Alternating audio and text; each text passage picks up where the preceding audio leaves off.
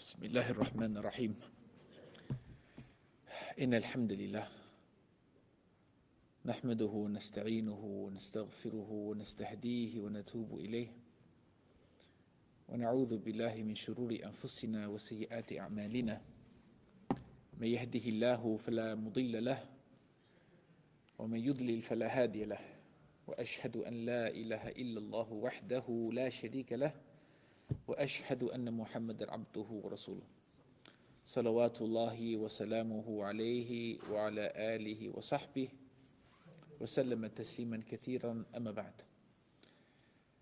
يا أيها الذين آمنوا اتقوا الله حق تقاته ولا تموتن إلا وأنتم مسلمون. So tonight, Ahibati, as we continue, we are at the fourth mas'ala, and it is titled اختلافهم على حكم الآثار. This fourth topic is going to focus on the scholars' positions on the saliva, the different types of saliva, or saliva which comes from the different types of beings, of humans, of animals, and whether or not the saliva is in and of itself pure or not pure, and then naturally as it mixes with water, that's going to also then affect their verdict. We're going to break this one up because it's long. We're going to break it up into 4 sections, just so that this way we keep each section kind of concise. So this first section tonight, we're going to just go over what the different positions are and who are the scholars that hold that position. Next week, inshallah ta'ala, we're going to look at the reasons why they differ, and that is because of qiyas and Quran as well as ahadith. The third is the evidence that each of the imams holds to justify their position. And then the fourth, we're going to conclude with trying to summarize basically the conclusion on this topic, inshallah. So Ibn Rushd rahmatullahi alayhi, he begins by saying اتفق العلماء على طهارة آثار المسلمين وبهيمة الأنعام.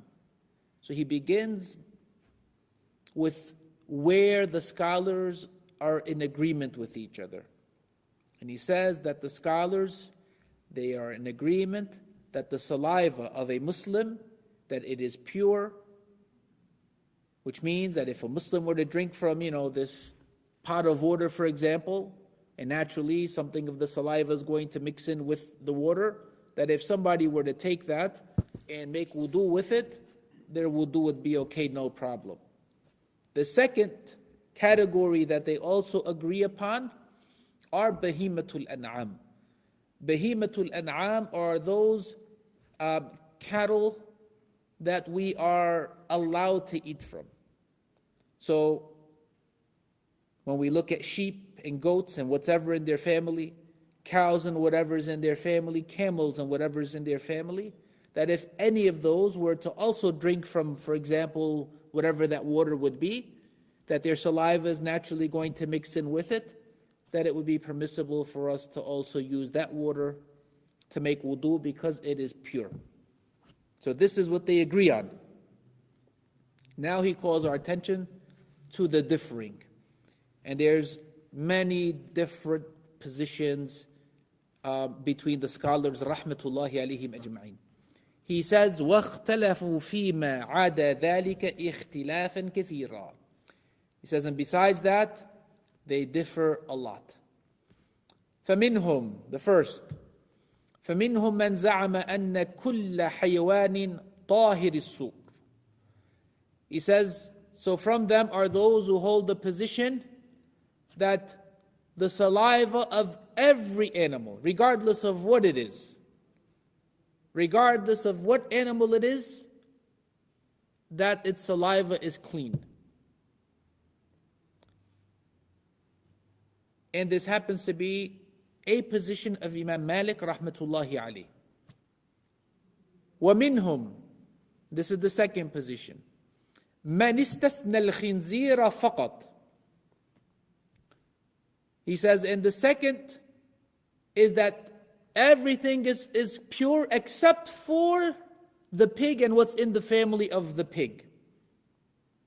And he says, وَهَذَانِ الْقَوْلَانِ مَرْوِيَانِ عَنْ مَالِكٍ رَحِمَهُ اللَّهُ وَرَضِيَ عَنْهُ. And the second position is also Imam Malik's. So Imam Malik rahmatullahi alayhi, he says that everything is okay, it's pure, there's no problem.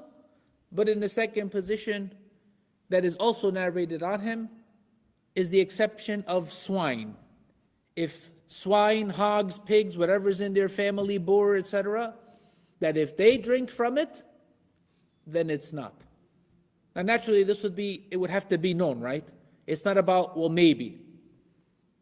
Not well, maybe, such that, for example, you're out there in the woods someplace and you know that there's wild pigs, there's wild boar, and you have, a big thing of water that's there, a pond, a lake, a barrel of water, whatever the case is, and to sit there and say, well, maybe. The maybes don't count. It's about what's actual. But he has both of these positions. And again, it's for the ulama of the Maliki madhab to decipher why he has two positions and how they interpret that, and Allah knows best. Continuing, the third. وَقَوْمٌ لَمْ يَرَوْا بَيْنَهُ وَبَيْنَ الْمَاءِ الْمُطْلَقِ فَرْقًا. Oh, I'm sorry, I jumped up to the wrong, what do you call it? وَمِنْهُمْ مَنْ اسْتَثْنَى مِنْ ذَلِكَ الْخِنْزِيرَ وَالْكَلْبِ. So the third position, it's similar to Imam Malik in the second position, except that they add another category to it. So the swine and whatever is in the pig family, and the dog and whatever is in the dog family. So what's in the dog family? What else would we be thinking about? Wolves, coyotes, right? Dingoes and ringos or whatever they are, of all these. Every country has their own different type of what they consider to be in the dog family, hyenas, etc., right? Huh? There's two types of hyenas? Allahu Akbar. Okay, when we get to the area of as-siba', inshallah, you can give us that detail. That Shaykh Abdul Shaheed, mashallah alayhi. The fourth. Oh, and that's the madhab, that is Imam Shafi'i rahmatullahi alayhi. That every animal is pure except for the pig and its family and the dog and its family. The fourth. وَمِنْهُ مَنِ اسْتَثْنَى مِنْ ذَلِكَ السِّبَاعَ عَامَّةً. The fourth, it says everything is clean, but it also excludes predators. Predators. What are predators, brothers and sisters? Your tigers, your lions, right? Things of that sort. Right? And what are the two types of hyenas, Sheikh?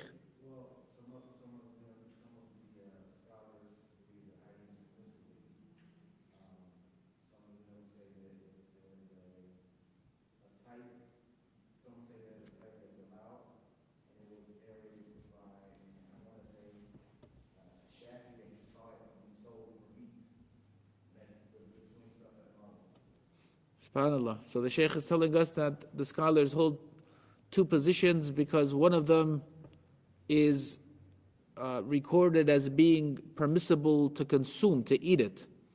And if that would be the case, then it falls into, as we'll come to see, especially in the last category, but even in the first categories, if it's not considered a predator. And subhanAllah, I don't know if that particular hyena may be extinct or if it still exists. Really?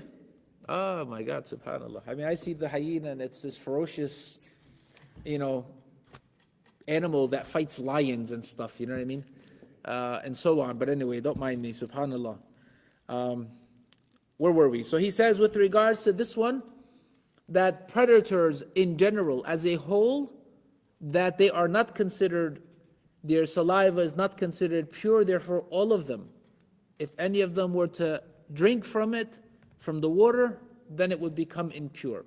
And this is the position of Imam Ahmad, as well as one of the great Maliki scholars, Ibn al-Qasim, rahmatullahi alayhim ajma'in. There's the fifth position. He says, وَمِنْهُمْ مَنْ ذَهَبَ إِلَى أَنَّ الْآثَارَ تَابِعَةٌ لِلُّحُومِ.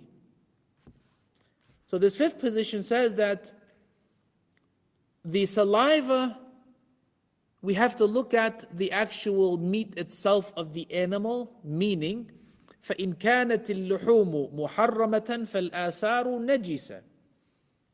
They say if the meat of that animal is prohibited for us to consume them, then its saliva is considered to be impure, filthy.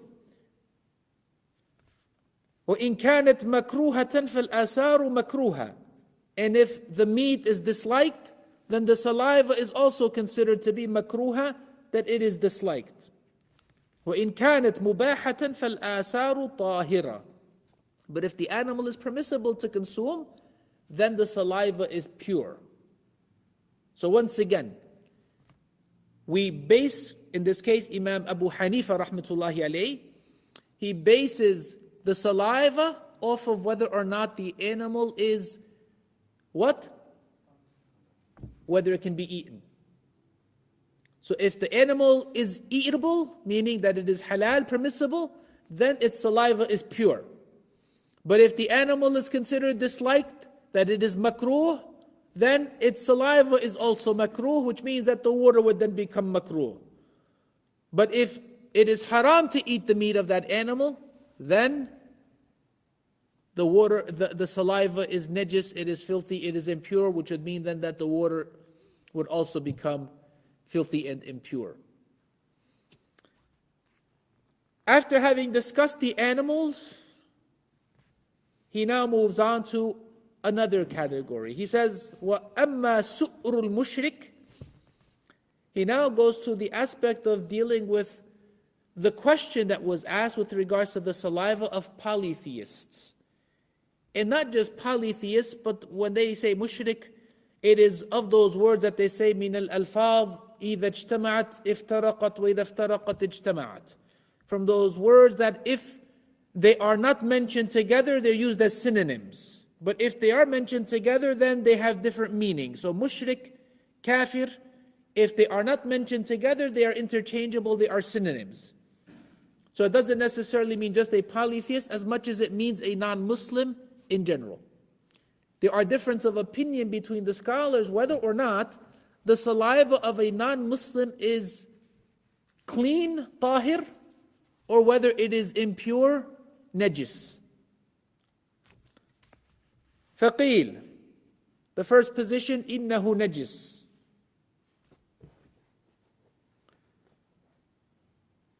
وقيل, the second position, إنه مكروه إذا كان يشرب الخمر. The first position, honestly, I could not come across who it was that holds that position. And this is just my own shortcoming of not having the ability to further research it in depth to see. So the first position says that their saliva is impure, which would mean that even if they took a drink of water and they passed the water to you, that you were not allowed to drink that water because the water would be considered impure because of their saliva. The second position says that it is disliked with the condition إِذَا كَانَ يَشْرَبُ الْخَمْرَ, that it is disliked if it is known that the person consumes alcohol. So if it's known that the person consumes alcohol, then it is not liked that you would use the water that this mouth, or that mouth, for example, who has drunk alcohol, has consumed alcohol, that the saliva from that mouth is going to mix in with the water. He says, وَهُوَ مَذْهَبُ إِبْنُ الْقَاسِمِ. And this is the position of Ibn al-Qasim, again the Maliki scholar, rahmatullahi alayhi majma'in. He says, وَكَذَلِكَ عِنْدَهُ جَمِيعُ آثَارِ الْحَيْوَانَاتِ الَّتِي لا تتوقع النجاسة غالبا مثل الدجاج المخلات والإبل الجلالة والكلاب المخلات. He says, and according to Ibn al-Qasim, and mind you, Shaykh Ibn Rushd rahmatullah alayhi, even though he's really in that sense a mujtahid, especially in his own madhab, but really even in the sense of the madhahib as a whole, that he's of the level of being able to look at and compare between the madhahib and the scholars and their positions of evidence and whatnot, he does still associate himself to the Maliki madhab. And so he's mentioning here a bit more detail from Imam Ibn al-Qasim, where he says in that with regards to him, he also holds the position that it is makruh, it is disliked, the saliva of any of these different animals. And he mentions the three that are considered to be unhealthy. Unhealthy because they are left to eat and to consume from that which is otherwise impure. And he mentions, for example, chicken, he mentions, or poultry, he mentions camels, and he even mentions, right now I'll be honest with you, in this case, al-kilab, al-mukhallat, I don't know if by dogs, they're referring to once again like the hyena and things of that sort. But you'll find sometimes that these chickens or these sheep or goats or who knows what of different animals, or it could even be, Allahu Alam, it may be like the falcons and stuff too, right? It may even be that, just thinking about it right now. But they can go, when they become a little bit, I don't know, sick or something, you'll find that chickens will eat whatever they can find within the poop of cows and sheep and who knows what of stuff. Well, that's not healthy, right? Just because a chicken does it, it doesn't mean that, hey, that chicken is okay, halal, bismillah, Allahu Akbar, and let's go ahead and put it in our halal meat market and, sell it as though it's 100% zabiha halal. That animal is what's called jallala. It is unhealthy. And the ulama have mentioned that these animals, they need to be detoxed from the impurities of what they are consuming, such that they need to be kept in a healthy feed, in a healthy environment, their water, their food, for a known period of time. And this is something that they as specialists have. And only after it finishes up that process, then can it be considered halal that you slaughter it to consume it. And this is important because, again, we have sometimes, mashallah, well-intentioned Muslims who get into the business of something because it's business. But we don't understand that there's also a Sharia aspect, an Islamic law aspect to some of these things. And so you'll find that they have goats that are eating all sorts of filth and who knows what, and sheep the same, and chicken the same, and whatnot. And then they go ahead, bismillah, Allahu Akbar, slaughter it, skin it, cut it up, and butcher it, and then go ahead and sell it, that it's, halal. Well, if we can look back at mad cow disease, if some of us may remember mad cow disease, I don't know how long ago it's been, maybe at least 10 years or so, Sheikh? At least more, right? One of the problems that we're continuously finding is that even in the case of cattle and bird feed and whatnot of stuff, these producers, these growers, these whatever you want to call them, big business, they are constantly looking to find other ways that are going to be able to feed these animals from the waste of other things. So like what?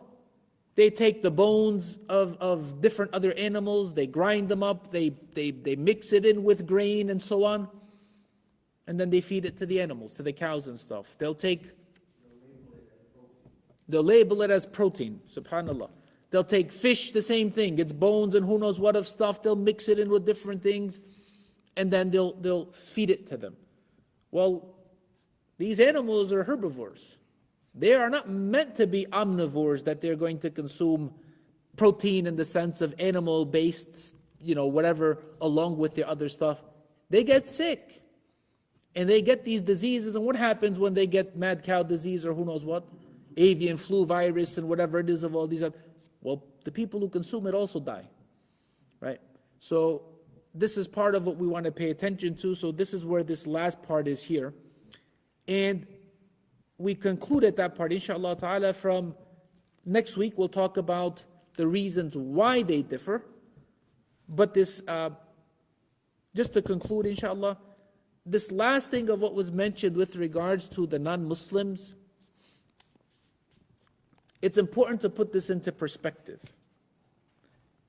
The concern that they have is someone who is going to be drinking alcohol, and some have even mentioned in the sense of them consuming pork, that their mouth is going to maintain whatever there is of those particles.